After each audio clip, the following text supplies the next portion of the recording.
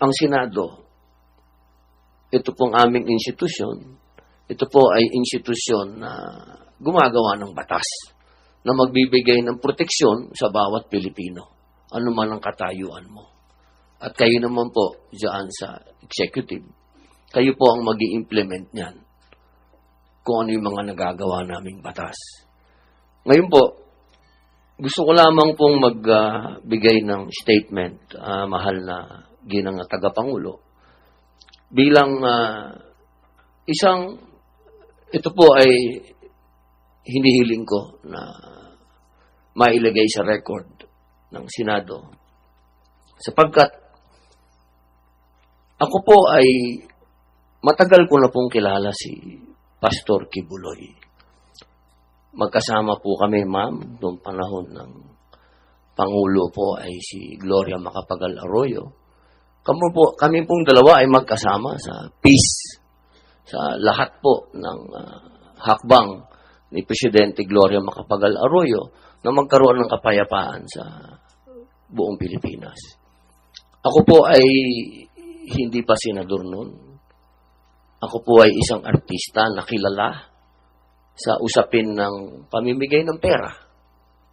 Pero kahit isang beses, hindi po ako hiningan ng pera ni Pastor Kibuloy. Ika nga po sa English, not even once.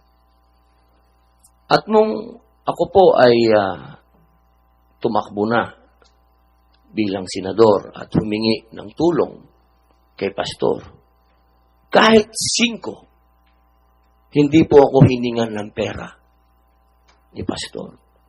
Ang gusto ko lamang pong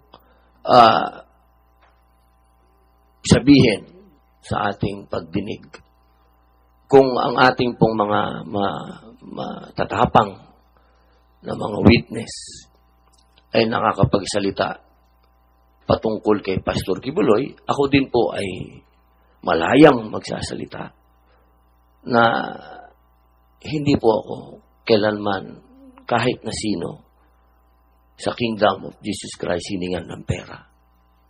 Not even once. At ako po ay magtatanong lamang sa ating mga witness. Alam niyo po,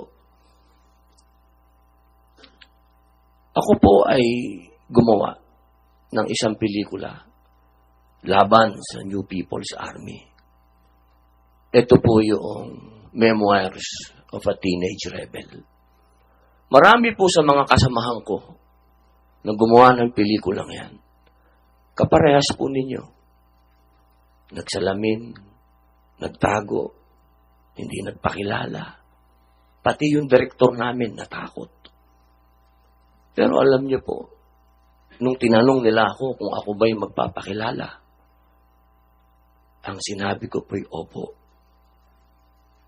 Hindi po dahil sa hindi ako natatakot. Kung hindi, inisip ko po yung mga teenage rebels na naglabas ng mga mukha nila at nagsalita sila laban sa organisasyon na pinasok nila at sila'y naabuso. Ang ibig ko pong sabihin, wala po akong pinapanigan dito. Dahil ang Senado ay kakampi ng bawat Pilipino. Ang gusto ko lamang pong sabihin, kung tayo po ay mag-aakusa at titindig, kaya natatakot po tayo o hindi, kailangan harapin po natin kung sino yung inaakusahan natin.